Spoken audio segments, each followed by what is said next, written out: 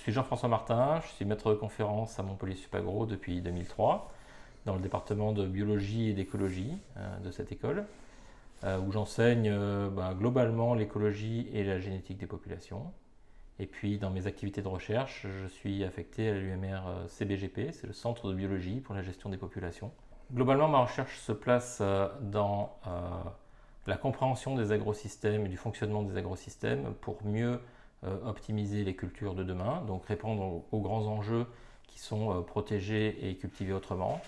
Donc clairement, moi je me positionne dans ce champ-là et l'idée c'est de comprendre le fonctionnement des agrosystèmes, des écosystèmes en général d'ailleurs,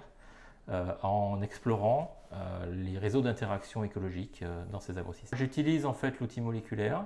pour reconstruire ces réseaux d'interaction écologique et en particulier les réseaux trophiques, c'est-à-dire qui mange qui, dans des guildes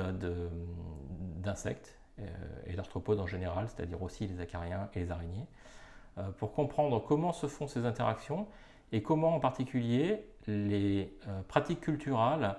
ou des événements climatiques aussi vont modifier ces interactions et donc le fonctionnement des écosystèmes qui se caractérisent derrière ces interactions. En fait, le fonctionnement de ce réseau d'interaction va caractériser ce qu'on appelle les services écosystémiques qui sont rendus par ces communautés d'arthropodes, entre autres par exemple le contrôle biologique des ravageurs,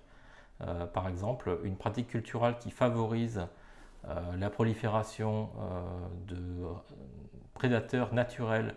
de pucerons va être intéressante de ce point de vue-là et on va le visualiser nous dans nos recherches par une augmentation de la diversité de prédateurs ou de parasitoïdes de ces pucerons,